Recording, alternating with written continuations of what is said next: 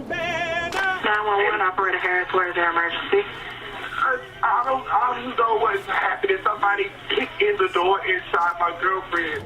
In the army, we got to fight. And you said someone's breaking into it right now? No, it's all open. It's under construction. And he's running right now. There he goes right now. Okay, what is he doing? He's running down the street. We need justice. The reason why you see so many black people and brown people so emotional when they see these stories of these police excessive use of force and these police shootings, because they all know without a shadow of a doubt, but by the grace of God, that could be my child. No question. I think about my own children every time you have one of these incidents happen. At 51 years old, attorney Ben Crump continues to climb to international fame, taking on major wrongful death and civil rights cases in the U.S. He first gained national attention following the death of 17-year-old Trayvon Martin in 2012. Then Michael Brown in 2014 and Botham Jean in 2018. Don't let them divide us. Their deaths fueled the Black Lives Matter movement. I can't breathe! This year, the fatal shootings of Ahmaud Arbery, Breonna Taylor, and George Floyd took center stage and inspired months of civil unrest. Jacob Blake's shooting sparked demonstrations in Kenosha. Attorney Ben Crump took on their civil cases as well. When you think about George Floyd, who had Officer Derek Chauvin's knee on his neck for 8 minutes and 46 seconds, saying, "I can't breathe," 28 times, saying, "I can't feel my insides. I can't feel my legs. Tell my mama I love her. Tell my children I love them. I'm dying now. They killing me." I mean, he's literally narrating his murder by the police who gave him no respect, no professionalism, no humanity. Can you give me your defense on Jacob Blake's case? Sure.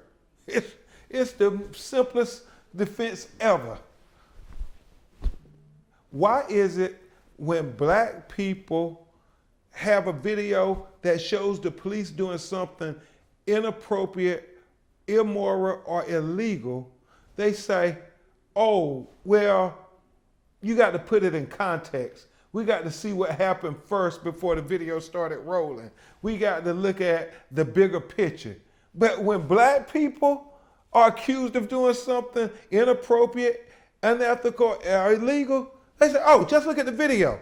The police are alleging that there was a 911 call about sexual assault, that also Mr. Blake resisted officers when they arrived to the house. They also claim he had a knife on him, and when they shot him, it was for self-defense. All I can say is look at the video. Look at the video. You look at that video for yourself and see if Jacob Blake posed a threat, any threat of violence to those police while he's moving away from them, trying to get away. He's a mentor, a husband, father to one daughter, and legal guardian of 2 adoptive cousins. The author of Open Season, Legalized Genocide of Colored People. Now he's becoming a household name and an icon for the new civil rights movement. Born and raised in the small town of Lumberton, North Carolina, he's the oldest of 9 siblings. He received his undergraduate and law degrees from Florida State University. I became a lawyer because I wanted to be like my personal hero, Thurgood Marshall. And I can't let it be just about making money. I gotta keep trying to engage people, educate people, and empower people to try to make this world a better place for all of our children. In the courtroom, he's considered a passionate persuader.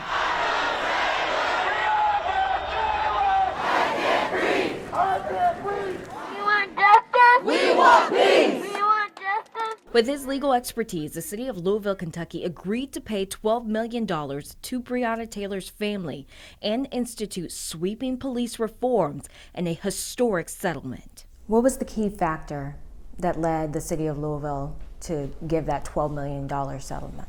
I think they had leadership that wanted to be on the right side of history.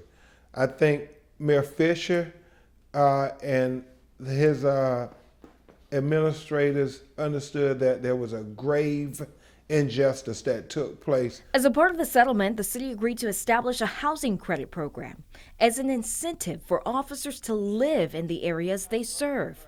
Before seeking judicial approval, police commanders must review and approve search warrants.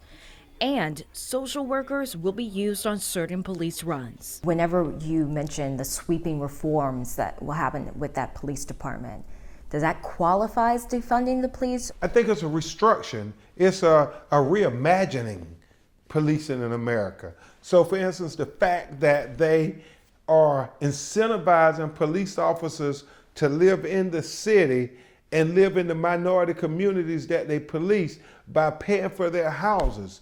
And if they stay in the house for 20 years, they can own a house that they got free from the city. It's not this shoot first, ask questions later mentality. No, you think about that person as a neighbor because I live in this neighborhood and I know the people who live in my neighborhood. Despite the outcome of his civil case, the criminal case against the officers who killed Taylor did not lead to any charges in her murder.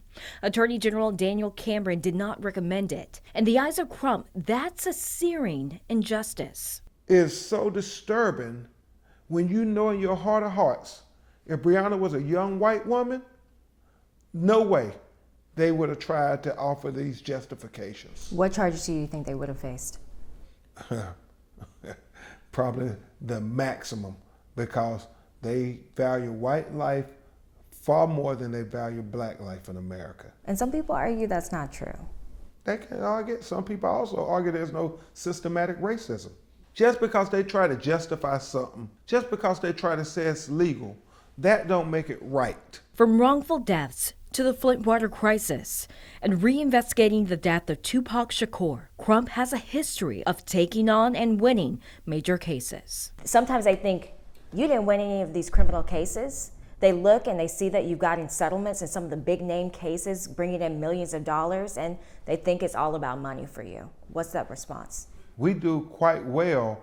In fact, we would probably make far more money if I wasn't doing civil rights cases and these high-profile police brutality cases.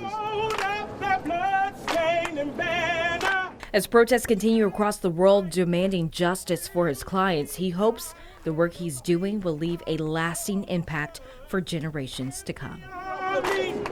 We got to fight, although we have to cry. We want to try to have a more just society, a more just America, where,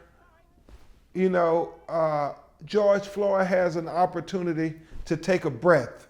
A more just America where Breonna Taylor has an opportunity to sleep in peace. A more just America where Ahmaud Arbery has an opportunity to run free without being lynched. We're not asking for anything extraordinary. The same way you protect and serve our white brothers and sisters, we want you to protect and serve us too. We got to fight until we die. Felicia Bolton, NewsNation, Tallahassee, Florida.